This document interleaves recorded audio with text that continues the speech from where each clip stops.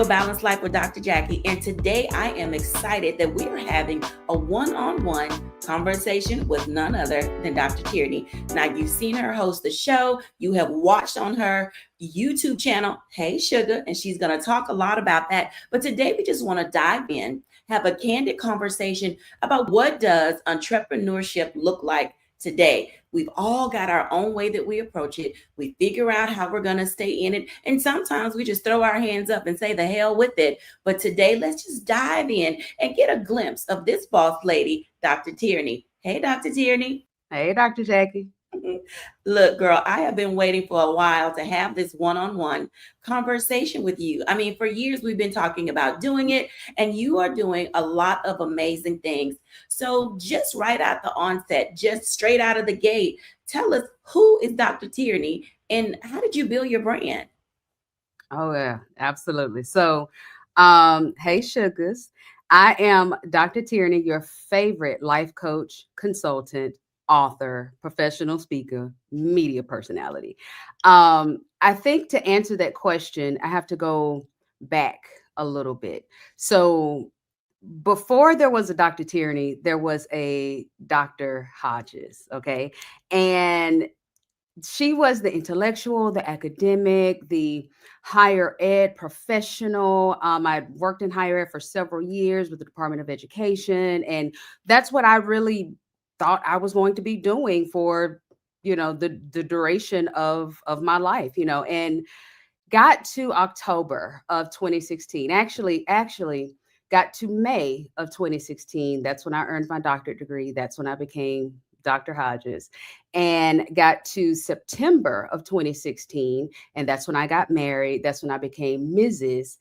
Hodges Murad, or Dr. Hodges Murad, and got to October of 2016. So May, graduated. September, got married. In October, I lost my good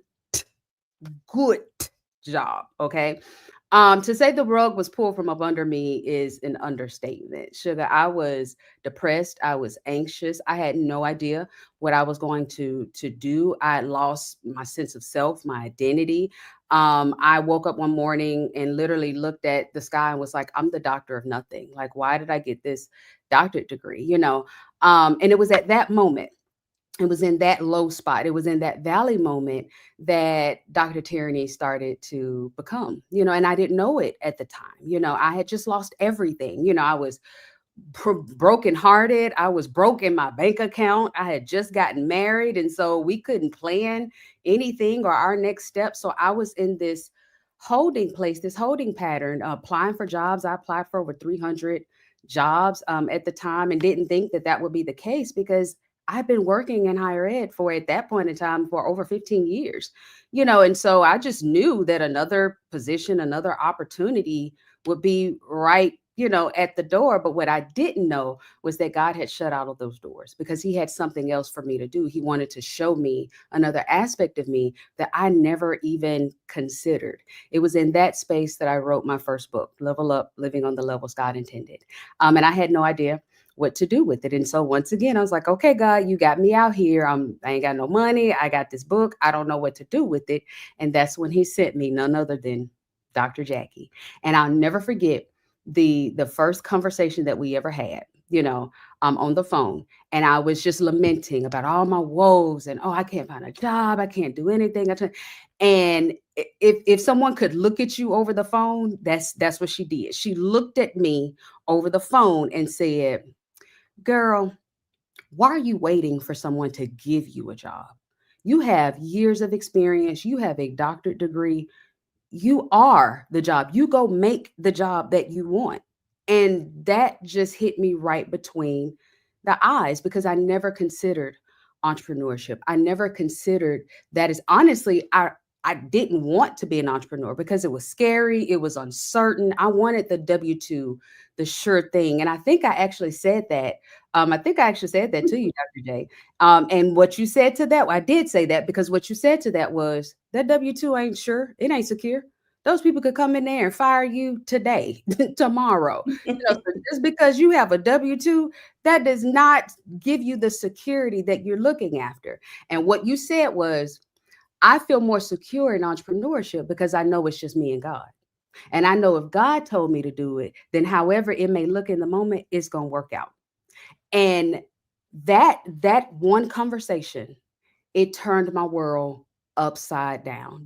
That is when I then started to drop the super professional and yes, I am Dr. Hodges Mirror. You know what? No, I'm Dr. Tierney. That's who I am.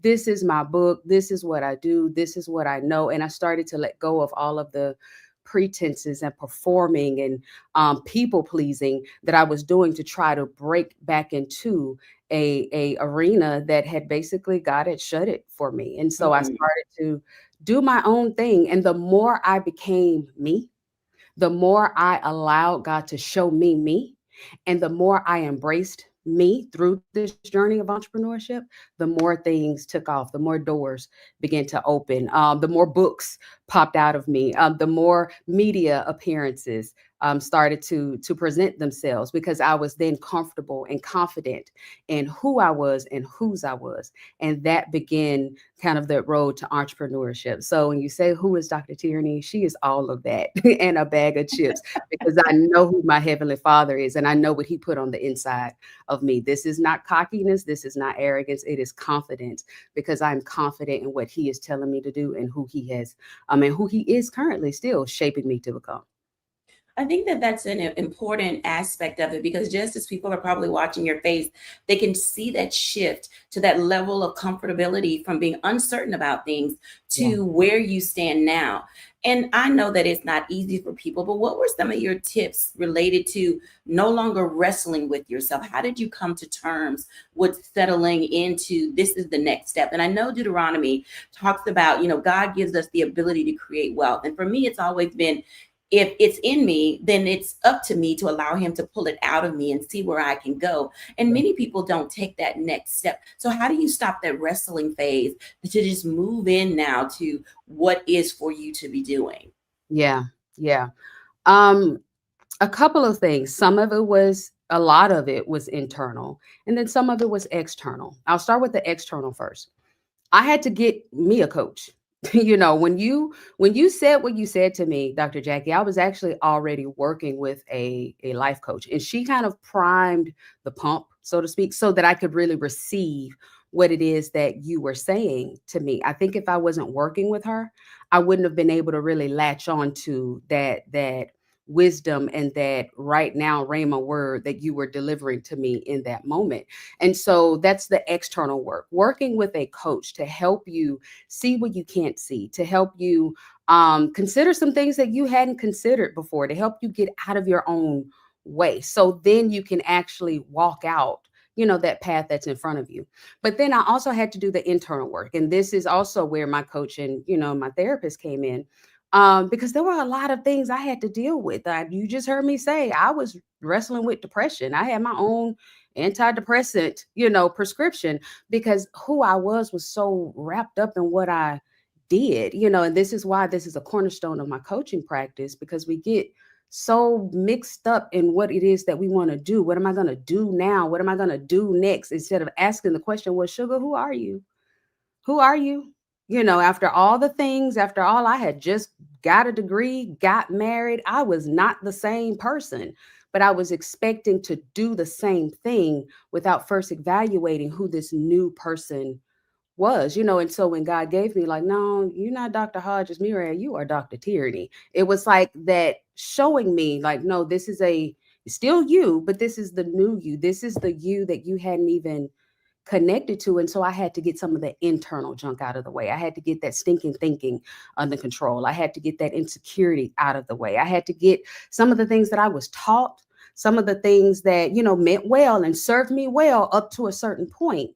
It was not supposed to go with me into that next, season. So I had to get some of that training out of the way. I had to let go of some things and some things that's within me. I had to let go of some hurt feelings. I had to stop being resentful at the fact that this is what happened and why I lost my job. And I had to start walking in some forgiveness of them, forgiveness of myself. I had to stop replaying the video of What happened? Where did I go wrong? What steps did I take wrong? What this I should have had this. I should have did that. I had to start letting go so that I could grab hold to. And that's a lot of the internal work that we overlook. We think that we just need to do this and do that and do the external stuff, but we dragging all of this internal junk with us and wondering why we're not reaching our next level or can't even see the next level, or we're too busy watching their next level instead of defining our next level. So it's a lot of internal work we have to do, and then as well as the external work. And this is why, again, I'm gonna get on my soapbox early. Get a coach, get a coach, get a therapist, because if I hadn't worked with my coach, if I had not worked with my life coach and my therapist, I would not have been able to be here right now talking to you. So that's the one and the two of what I see that gets in the way and what I had to do to help me to be able to move from where I was to where I wanted to be. So let's talk about that a little bit more, because oftentimes sabotage, self sabotage plays a role in people not being able to pivot. I know a lot of people have been ripped in 2025, and they're trying to figure out what they're going to do. We're, just past this midpoint of this year. How do people take what they know and at least begin to work on the internal hurt, to say, I have to claim my baggage, take my ownership, and then leave some of that mess at the airport or at that other job or wherever? How do they clear their mind so that they can at least hear God speak, so they can move into their next? Yeah, yeah. The You just said something. How do they take ownership? That right there, accountability. I think a lot of times we are too busy pointing the finger at other people. What my boss did, what my mama didn't do, what my daddy said, what my friend stabbed me in the back. I think a lot of times we're too busy looking at them, and we're not taking accountability for us. We it's easy to point the finger at them, and we're not saying, what, God told me, I knew that they wasn't right. I should have. Well, you know what? Okay, I didn't do anything to deserve that, but now it's my responsibility to move forward. We have to take accountability for us. It does not matter what they did was wrong. It hurt you. I'm with you, sugar. But this is why the Bible tells us that we are to forgive. Forgiveness is not for them. It's for you. So when we take accountability, even if we didn't do anything wrong, but take accountability for where we are now and where we want to go, take accountability for that forgiveness or our unwillingness to forgive, then that helps us to start opening the door to releasing some of these stinking thinking, self-sabotaging thoughts and feelings that are getting in the way of you actually progressing. Okay. That's the first thing.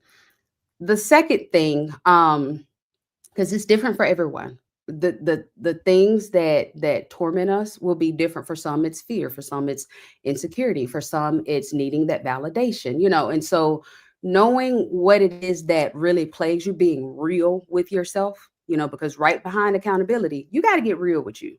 You got to get real with your stuff. I know how I get in my own way. I know what are the stumbling blocks that cause me to get distracted and off course.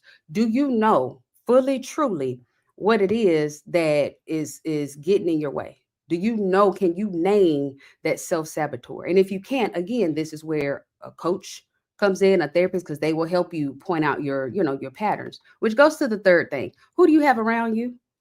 Who is in your circle? What are they saying? Are they going after their next? You know, we think that, oh, that's my friend since way back. No, Steve Harvey said all the time, everybody that come with you can't go with you. I dedicated an entire chapter in my first book to this topic of friends. And that's friends, family, foes, the whole nine. Who do you have around you? Because the people that you have around you, the people that are in your team, they are the ones that can make or break you being able to really stay focused, being able to keep your mind focused on what it is that God is telling you to do, to be able to hear from God. Literally, just as we were gearing up for this, and I was plucking with these curls, because sugar, these curls been fighting me all morning. Okay, they look cute, but they've been fighting me all morning, right? So I was just telling Dr. Jacquie that I have a friend who fusses at me She fusses at me something tough. And she's out like, Teddy, you need to be doing because you don't even know what you da da da da da. She can see what I can't see about me. And she fusses at me out of love because that's that iron sharpening that she sees something in me that I haven't seen yet. And she's calling that thing out. She's calling me out into the deep. Do you have people around you that are like that? That will fuss at you in love, that will hold you accountable? Or is everybody in your circle, amen, men and women? Girl, you know, well, I mean, dude, you just got to do. That is the quickest way to get stuck. So if you're not taking accountability, if you don't know what your mess is, and then you got a lot of messy people around you, sugar, I can guarantee you're not going anywhere. You're going to be right where you at. Come next year, come 2026, we're going to find you right in that same spot. So that's how you really get yourself in position to be able to hear from God and to be able to keep moving forward in whatever it is that he tell you to do. Absolutely. When we come back after the break, let's talk a little bit about this entrepreneur's journey and how do you celebrate the wins? Or do you just chalk them up as something that happened and you really don't know how to really allow yourself to enjoy the work and the journey? When we come back after the break.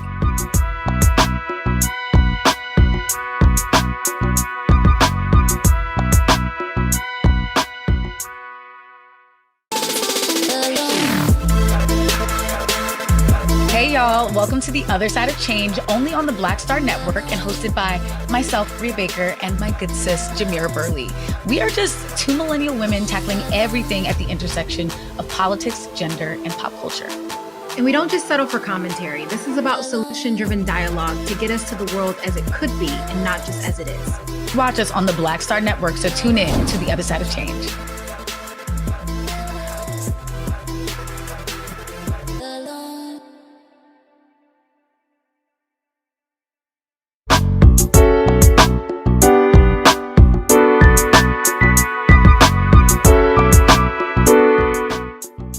Welcome back, everybody. And I hope that you've got your pen, your pad, your digital device out because we are taking notes. This is a masterclass with Dr. Tierney in this candid conversation on what it looks like to really be on this entrepreneur's journey.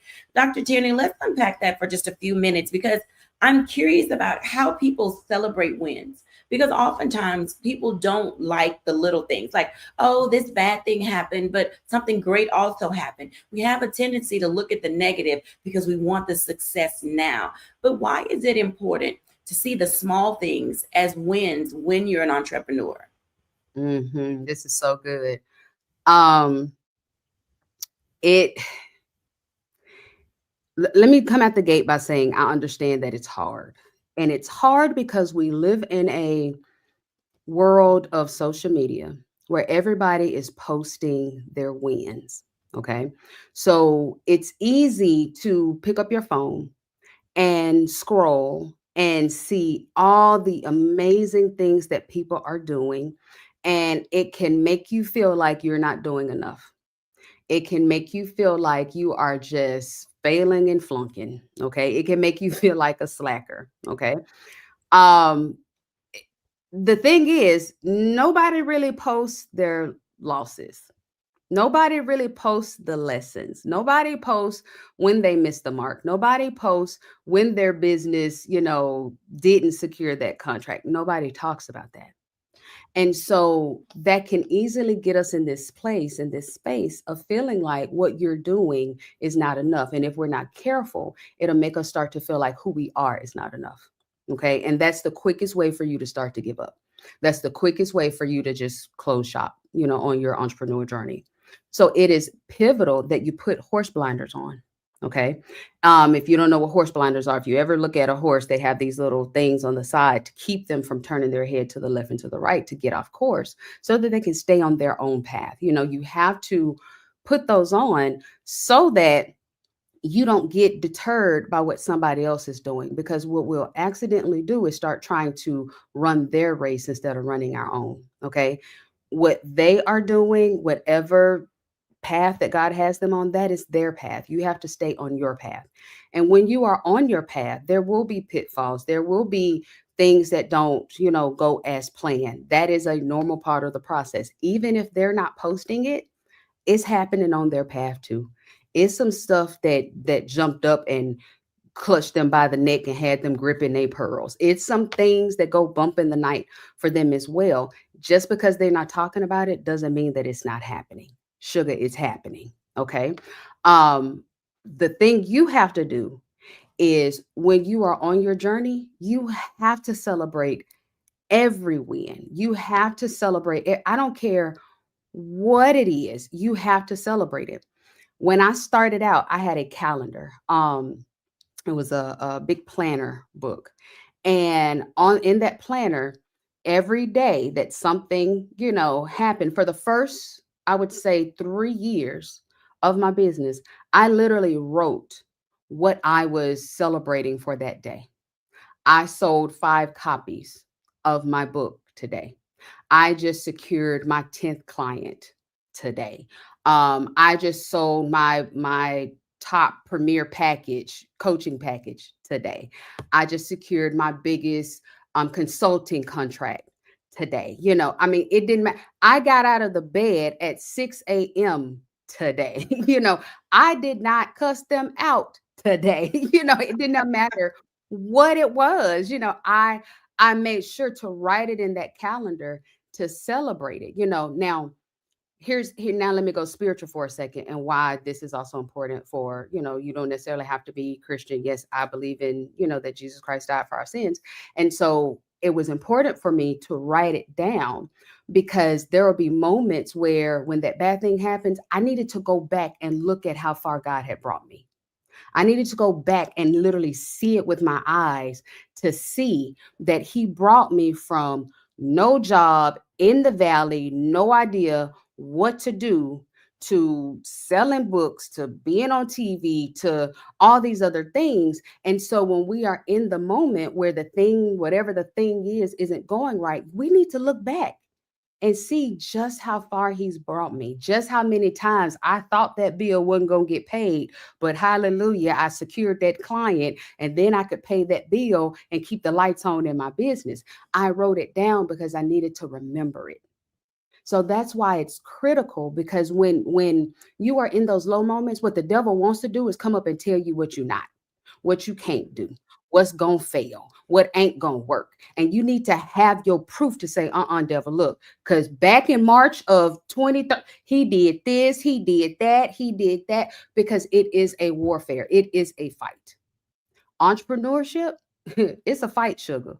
This is not, it is not easy. So you need to make sure you've got your tools. You need to make sure that you are battle ready. And for a lot of us, it's just holding on to those moments, those little moments, those things that we are trying to just, well, I ain't there yet. No, sugar, it's those building blocks that will help build the business, that will help build the influence, that will help build the media personality that ultimately you're trying to get to. But if we're overlooking it and throwing our blocks away, then it's going to be easy for us to trip and fall and not actually make it. So it's very critical. It is very critical that you celebrate every little moment along the way, because it helps you to keep going.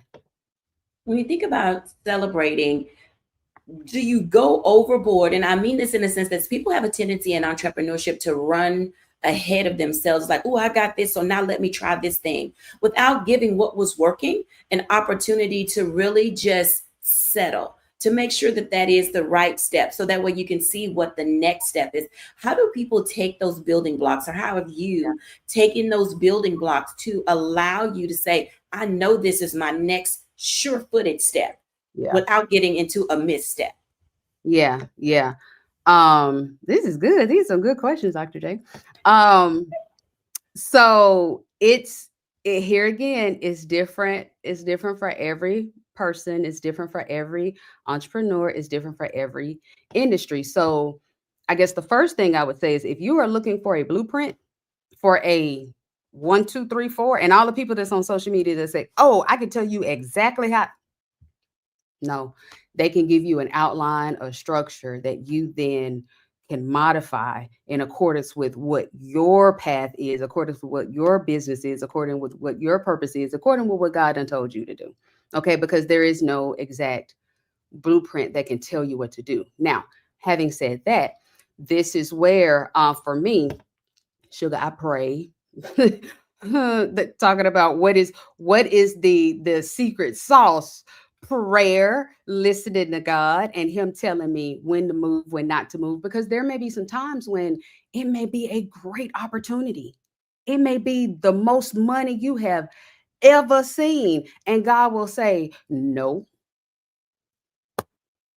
and you have to, okay, am I going to listen and be obedient? Or am I going to run out there? Because all money ain't good money, sugar. As an entrepreneur, you need to understand that all money ain't good money.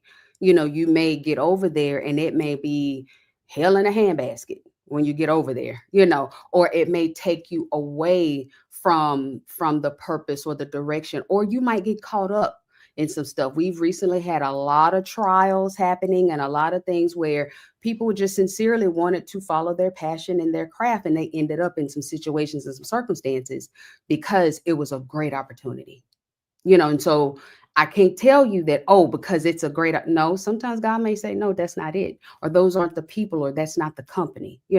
On the other end, it may be that He's telling you now is the time to move. And it may look like, God, you telling me what? I don't know if you've been watching the show for any amount of time, you probably heard me say this, that this room that I'm sitting in right now, it was, all of this was purchased at the height of the pandemic. The pandemic happened. I think we got the alarm like around March 2020. And in April 2020, God said, now it's time for you to go and buy. Buy what, Lord? Don't you see the big businesses are shutting down? What do you mean? Go buy what? With what? When? Huh? What do you mean? And that was actually the best time to buy because interest rates were nothing. I mean, everything now has just doubled and tripled in value for those of us who bought in 2020. So prayer is the secret sauce because God can tell you, He can see out into the future. So He can tell you when to move, when not to move, when to stay, when to go. Okay. The other thing that you want to be mindful of here is that even again, if you're not a believer, give yourself that beat. Give yourself a beat before you do anything. Don't rush into anything. I don't care what it is. And I have found that in business, if someone is ever pressuring you, you got to do it right now, today. Usually that ain't it. That ain't it. If you can't take a beat to think about it, if you can't take a beat to talk to your attorney, if you can't take a beat to do a little more research into it, if you're asking for the data on whatever that thing is and they can't give it to you, sugar, that's a red flag. Okay. So you always want to make sure that you're doing your due diligence on whatever it is, the industry, the company, the revenue of whatever. To talk to your legal team. If you don't have a legal team, you need to get a legal team. Okay. Somebody that can read the legalese for you and make sure you ain't getting yourself caught up in nothing. So you always want to give yourself a beat. Give yourself whatever time, a day, a week, a month, whatever it is, depending on whatever you're negotiating or whatever you're considering, that would dictate the amount of time that you need to take. But give yourself a beat so that way you will know in your know that this is the direction to go. Okay. And we can't always be 1000% sure because things are going to happen. The economy is going to do what it's going to do. But if you can try to mitigate as much of the risk as you can in the beginning and take calculated risk and make calculated decisions, that will help you go a long way in your entrepreneur journey. Absolutely. It certainly will. When we come back after the break, let's talk about that a little bit more. Have you ever wanted to just give up, throw up your hands, toss in the towel, take that shingle down and put it in a drawer? Well, we have all been there, but it's in you to keep moving forward. We'll learn more when we come back after the break.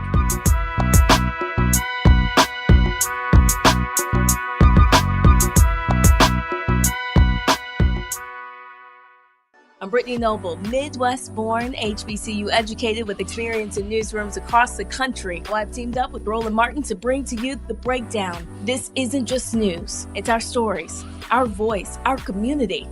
Join me for The Breakdown, Monday through Friday at midday, only on the Black Star Network.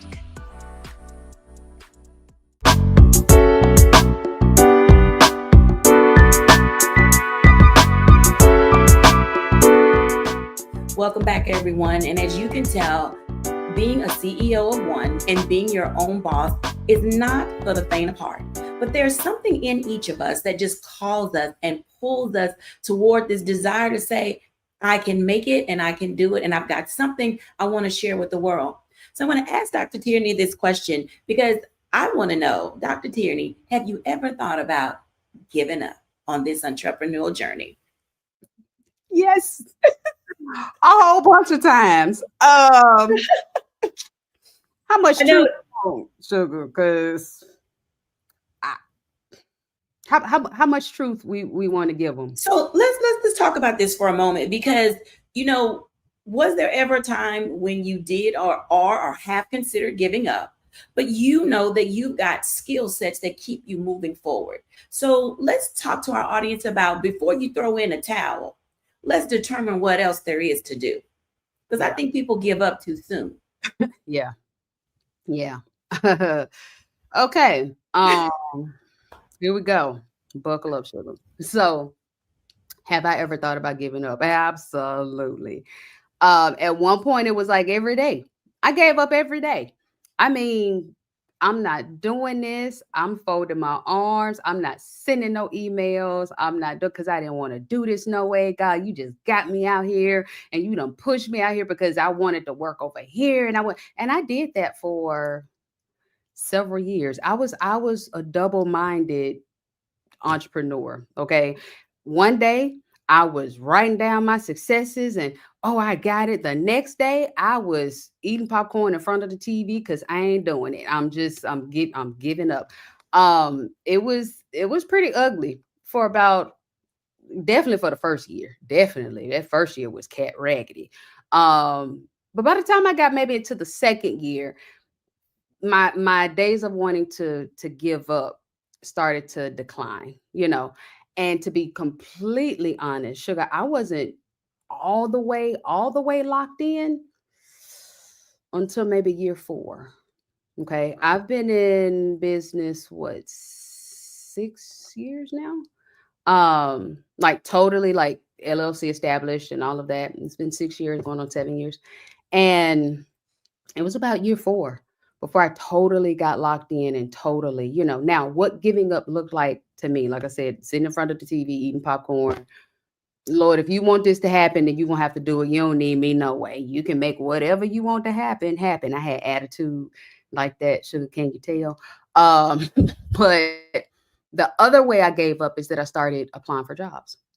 I would apply for jobs when I would see something on LinkedIn. I was like, ooh, let me apply for that. And so I would just, apply for the job and clearly all doors were still shut. God was like, I done told you, little girl, you need to cut it out. And so I was giving up. But the reason why I was giving up is because I still was not convinced that I could do this. I still was not really convinced that this was the path for me, only because I was so uncomfortable.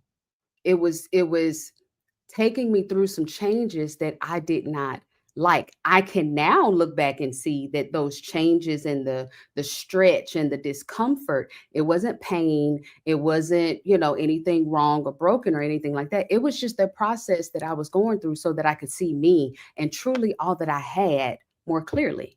It's one thing when you've worked in one arena, like I said, the academic, the intellectual. I knew her. I knew Dr. Hodges. I knew her very, very well. What I did know was that Dr. Tierney is creative. I did not know that she had as much charisma and was as funny as she was. I did not know that. And so it took me going through that, give up, try again, give up, try again, give up, try again, before I fully locked in and decided like, nah, I really can do this because I see now all that is on the inside of me, and so I think the biggest piece in the give up process is really you really getting real about why is it that you want to give up? Is it because the money is looking funny? Is it because you're still seeking the validation of others? Is it because your faith is really in your money? It's in your what you know and not in God? Let me raise my hand because that was me as well. And so we want to go with the sure thing. We want to go with the thing that we know because we're really not walking by faith. We're walking by what we feel, and so we have to get real about why are we quitting, and once we get real about why we're quitting and then address that thing, that will help us to keep going. The other thing is, again, going back to who do you have around you? Who is speaking life to you? Who is seeing it even when you can't see it? Who is helping to push you forward, helping you, giving you the encouragement that you need for you to push forward? This is where family and friends can be sometimes our greatest asset and sometimes our greatest weakness, because sometimes we are too dependent on our family to support us, to buy our product, to, and to give us that validation for us to keep going. And then if we don't get it, if we don't get their validation, if our family isn't clapping, then oh, well, no, I must not be good because my own mama didn't, my cousin didn't. And so we expect them to support because we're looking for their validation. And in that case, it can be our greatest weakness, because here's the thing: God didn't give them that idea. He didn't give them that vision. He gave it to you. So sometimes our family just don't get it. My mom comes from that era of you get a good job, you stay there, and you don't leave until you get another good job and you get the gold watch. And, so me doing this, she did not get it. So she trying to explain to her what I didn't even fully understand myself, that God hadn't really explained to me, she didn't get it. So she couldn't really she was like, okay, you sure? She really couldn't give me that oomph that I needed. So I couldn't get that from her. Now, if I relied on that, if that was the thing that was keeping me going, then I was going to quit every time, But in the same token, if you have your friends and your family that do get it, that are, championing you, then yes, lean into that, But the thing is, we have to find, again, our tribe, who is helping you to keep, going, because you're going to want to quit. You're going to want to stop, and so we have to make sure that we are digging down deep, One other thing I'll say, again, which is why a coach or a therapist is so important. Entrepreneurship will pull out of you emotions, feelings, triggers, and traumas that you did not know were there, fears that you did not know were there, because it is such an emotional process. And so you have to face the fear, you have to face that emotion, you have to face whatever that trauma and that trigger is if you want to keep going. So a lot of times we want to quit because of whatever that thing is that we hadn't dealt with, that when we were in our 9 to 5 or we were on the safe road, it didn't pull that thing out. It didn't pull out that insecurity. It didn't pull out that need for validation. But then you got over here in entrepreneurship, and the fact that you worked for 3 hours on that reel and it only got 5 views and 1 like, and it just sent you into a spiral. You have to deal with whatever that thing is that's on the inside, those emotions, those traumas, and those triggers that you didn't know were there. Because if you don't, you're going to want to quit and give up every single time. That's a good segue to this next question that I have for you, because some people are going to be forced onto entrepreneurship if they decide that that's what they want to do this last, part of the year or into, 2026. But with that in mind, so many people have been followers because they've worked on the job. They were, right there in their cubicle doing whatever they were told. So where is the line between pulling out the leader in the follower? Because that too, entrepreneurship will make you rise to every occasion, because you don't have a supervisor, a boss, a CEO to run to. So how do we help people see that it is in them? Yeah. If it's in their heart to do it, then it will also be sustained. But they have to desire to also pull that leadership card. Yeah. Yeah. Yeah. And the way that I say it, it's you have a W-2 brain or a CEO brain. And I had a friend that she started her business maybe a year or two right after me. She was working full time and just kind of working on her business on the side. And then she decided to quit her job and, go full time entrepreneurship. And she was talking to me one day, and that's what she was saying about the difficulty of just kind of knowing what to do. Like there's so much to do and knowing what to do. And that's what I told her. I said, you have to make the switch from the W-2 brain to the CEO brain. The W-2 brain waits for, the supervisor to set whatever the course is for that day. You wait for the job description. You wait for whatever the directive or whatever the goal is for that month or that quarter or whatever it is. Whereas with the CEO, you got to set it. You have to set what the goal is. You have to set what the vision is, whatever the mission, vision, and values of your company is. And I don't care if it's just a company of one. You have to set that. You have to determine what direction that business is going to go.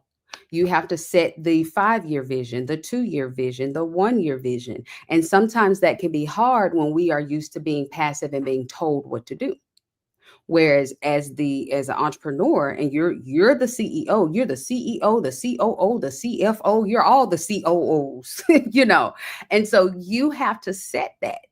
And so that can be kind of, difficult to make that switch. And so, like you said, Dr. J, you have to pull that leadership card.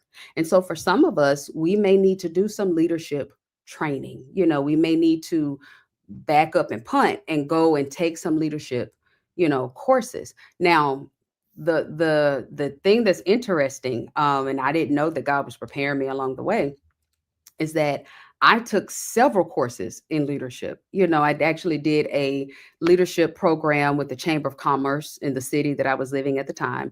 And in my doctorate program, we had courses on leadership style, and all of that. I'm thinking, yeah, because I'm going to be the president of XY University one day.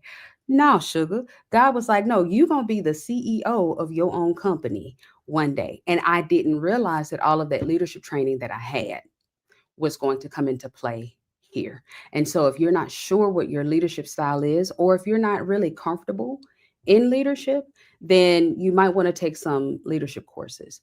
This is also, and we may probably have to go I'll pick up more on this later, but this is also where you have to really ask yourself, is entrepreneurship for me? Is this something that I really got the gusto to do it? Maybe I am gifted, purposed to be the supporter, not necessarily the leader. And that's okay, and that's okay too. But if entrepreneurship is something that that this is what you're supposed to do, then you're going to have to pull that leadership piece out, because nothing moves until you do. Absolutely. When we come back after the break, we're going to dive into that a little bit more, because we make what we do look easy and effortless, glamorous even. But at the end of the day, we have to put in the work. When we come back after the break, we're going to talk about putting in the work.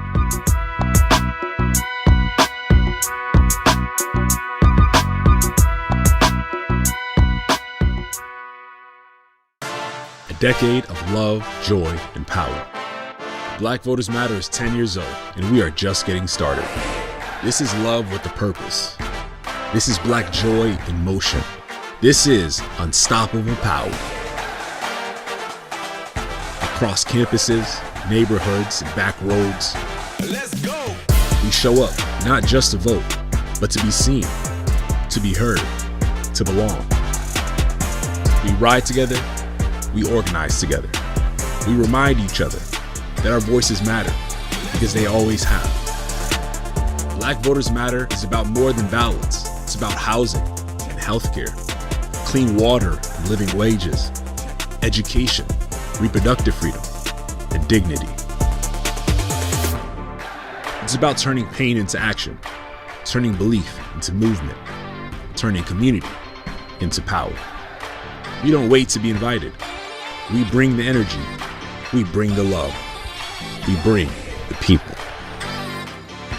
Because when Black communities come together, we don't just survive, we thrive. This is how change happens. This is how history moves. We organize, we build, we win.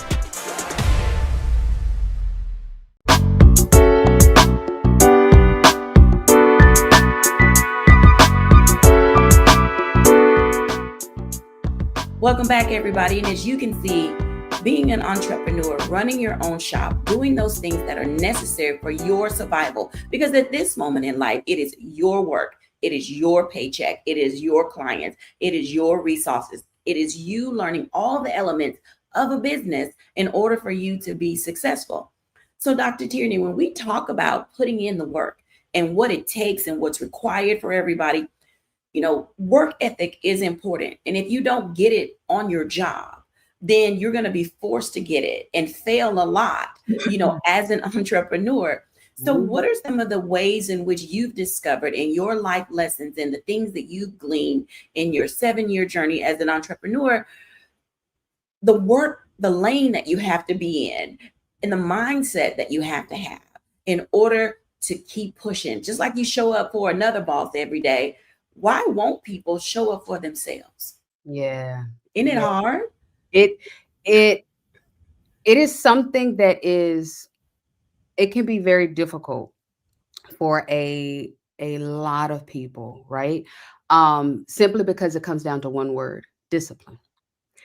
This was not something that was very hard for me because I'm very and have been very disciplined. Even when I was working on my doctoral degree, when I was in the research, and dissertating phase of it, I gave myself self-imposed deadlines, not because my dissertation chair gave them to me, but because I knew I needed to have chapter 1, 2, and 3 done so that I could go ahead to my proposal defense. So I would set these self-imposed deadlines. I have to have this done by March the 1st.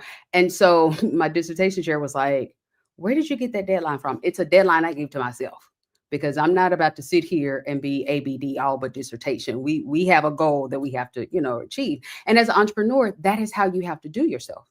And a lot of people find that very difficult, to put self-restraint, to put boundaries. Remember, I always say boundaries are about you, not about the other person. Your boundaries. What are your boundaries on yourself that you put so that you can reach your goal? And when we don't do that, it's going to be nearly impossible to really walk out this entrepreneurship journey. And this is why I say some people, sugar entrepreneurship may not be for you. You may need that, accountability in that way for you to have to kind of report in, someone to check in. And, because when it's just you, there is no one checking in. You're not clocking in. There's no one watching what you do. There's no one watching if you are completing the task. It's just you. So if you are constantly making excuses for you, then you not gonna do that well as an entrepreneur. Like you really, I work harder for myself. I work harder for myself than I ever did in any one of my jobs. Any one of them, I work harder for myself now. And it's not because someone is telling me what to do. It's because I know what it is that's on the inside of me. I know what God has showed me. I know the plans and the goals and the vision that he gave me. And I also know that that's just a fraction of it. He's only telling me a little bit. And he's waiting to see if I'm gonna bust a move, to see if he gonna bust a bigger move, to then me bust another move, so that then he can bust another move. But if I'm just sitting here with my arms folded because I'm tired, I don't want to show up.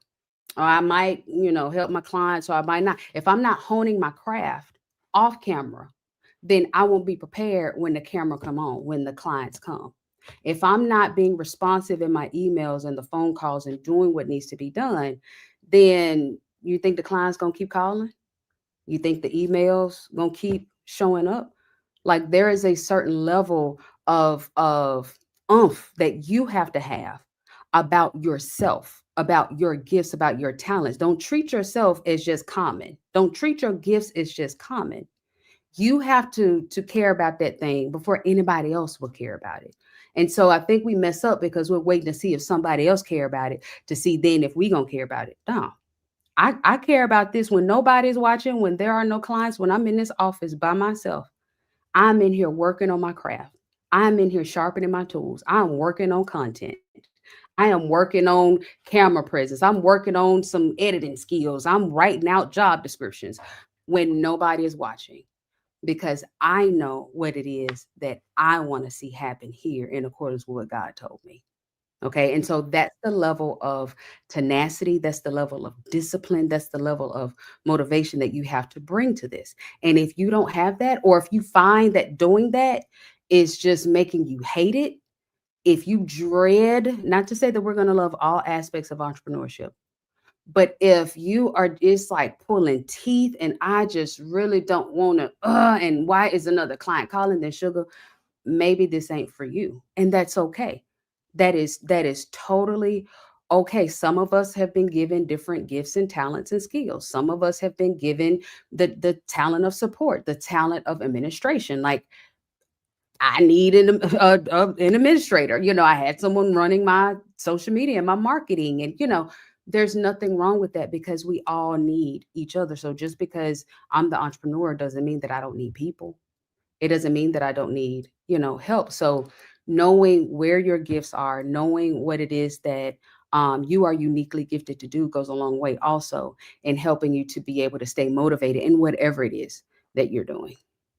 I can concur with that because I know a lot of young people, and whether you're young, middle, or older, people think we're lazy when we take days off. And I think that people don't really understand that the whole point of working for yourself is so that you have time to balance your life. For me, it's I set a goal, I set a time, I set a pace, I set one daily deliverable, and then I act on it.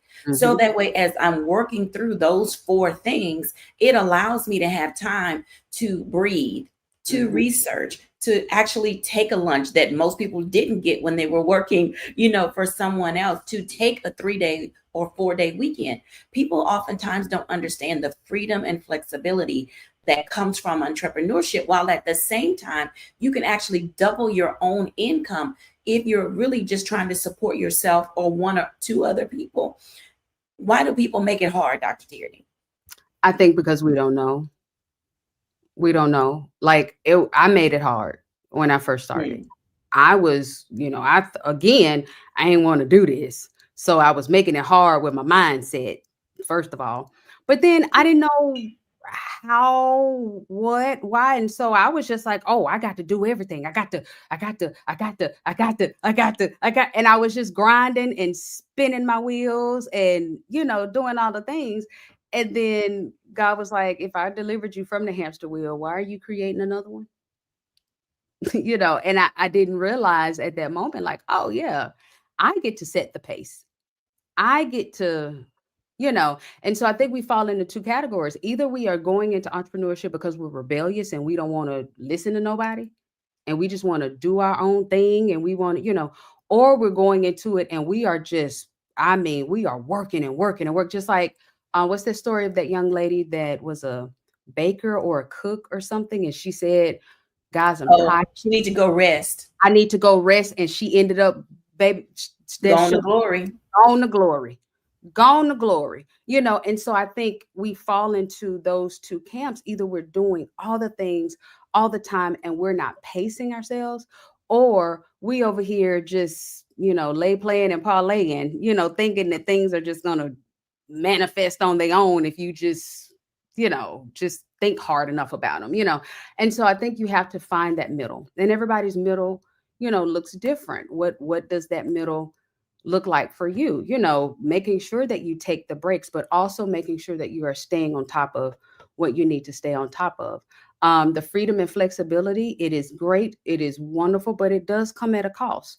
Making sure that you have done the work that you need to do and set things up so that you can take that break. Making sure that you are getting the right people around you and on your team so that you can trust that the work that they're doing, that it's being done, and you don't have to micromanage everything that they're doing, or they got to run everything, through you. Then why have a team, sugar? And so making sure that whatever your systems are in place, investing in your systems, investing in your business. I have systems set up so that, and my system works like it's 3 people, and so making sure that you have those things, whatever it is, in place. So then you can strategically, all right, I'm going to take a break from here to here. I'm going to do this and this, or I'm going to take my computer and all of my things and I'm going to go home and, visit my family, and spend a week, back home with my mom and my grandparents, and I'll work, from there. But making sure that you're keeping your eye on what it is that you're responsible for, while also making sure that you take a break so that we don't end up grinding our gears and, like we said, be gone to glory before our time. Absolutely. Quickly share with me about guilt, because oftentimes when entrepreneurs take a break, they feel guilty because they've been so used to being busy that they just don't know how to relax. Yeah. How do you deal with the guilt of having free time? I think it comes from disconnecting from this cultural phenomenon, booked and busy, rise and grind. I think we have to disconnect from that, because if our Lord rest on the Sabbath day, okay, if you go read the Bible, Jesus he stayed gone. He stayed telling them 12, all right, I'll see y'all in a little bit. I'm gonna go on over here and rest a little while. If our Lord and Savior had to rest, you think you don't have to?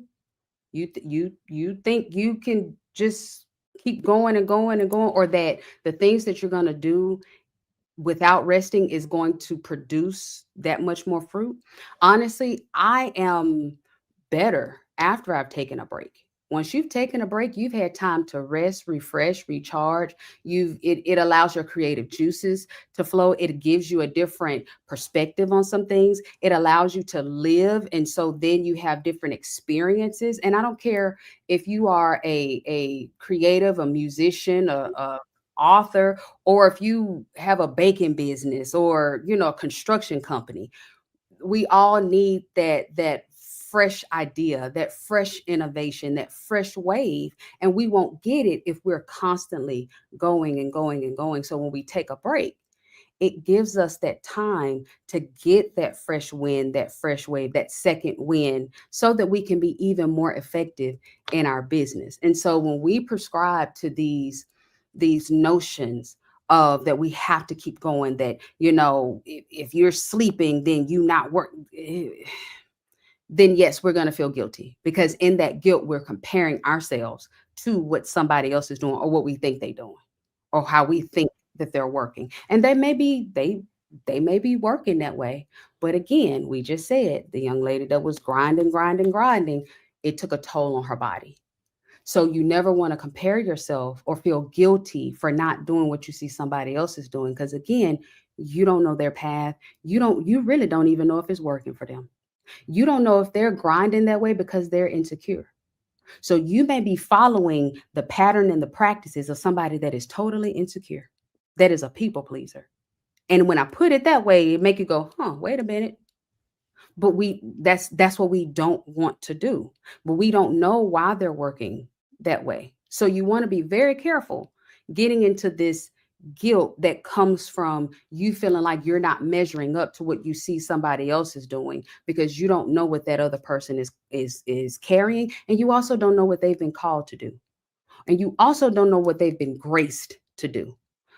You said, Dr. J, we make this look easy. No, I don't try to make it look easy. I don't. I tell myself all the time, if you go through my social media, you'll hear me saying, hey, here's how I messed up. Here's how it's hard. This is where I missed the mark. However, I have been graced to do this. God called me to this big yellow chair. I pay a high price to sit in this big yellow chair. But because I have been graced to do it, because I've been called to do it, because I've been purposed to do it, it just looks easy. It looks easy when I show up on this camera. It looks easy, not because I'm saying it's easy or I'm making it look easy, but what you're seeing is God's grace on me as I do it. What you're seeing is that purpose on me as I do it. So that ease, it ain't ease, it's purpose.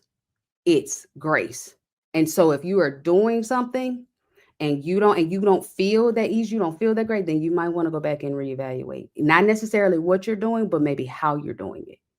Okay, you may be following the practices again of somebody that is, that the way they doing it ain't necessarily how you need to be doing it. Okay, sugar. So just really remembering that will go a long, long way. Help you go a long, long way in your entrepreneur journey. Absolutely. So this is what it looks like when people are ready, when they're called upon. When we come back after the break, Dr. Tierney is going to give her reflection on some of the ups and downs of entrepreneurship, but also just what it means to really settle in to who you are and do what you're called to do. We'll be back in a moment after the break.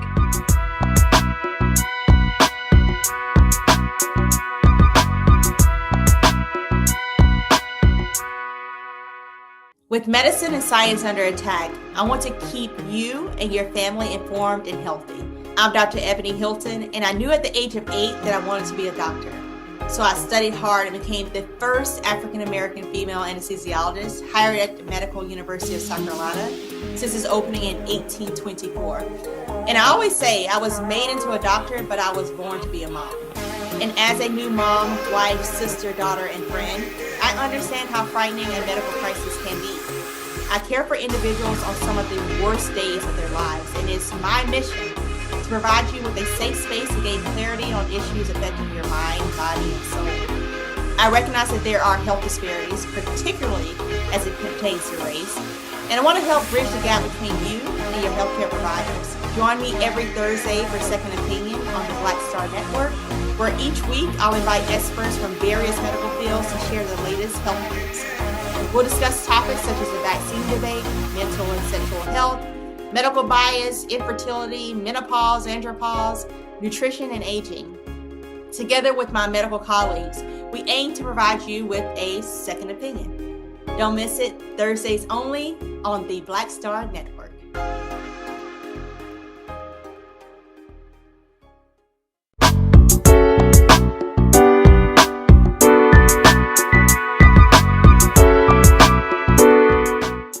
Welcome back, everybody. And here's Dr. Tierney with her reflection.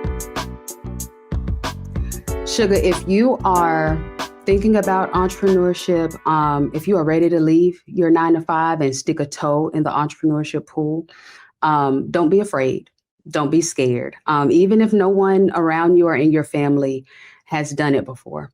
Sugar, there are a lot of entrepreneurs that have done it, that are doing it, and have found total success and happiness with it. But I want you to know, before you jump out here, know that it is some work that goes into it. And not necessarily the work in the business itself, but some inner work.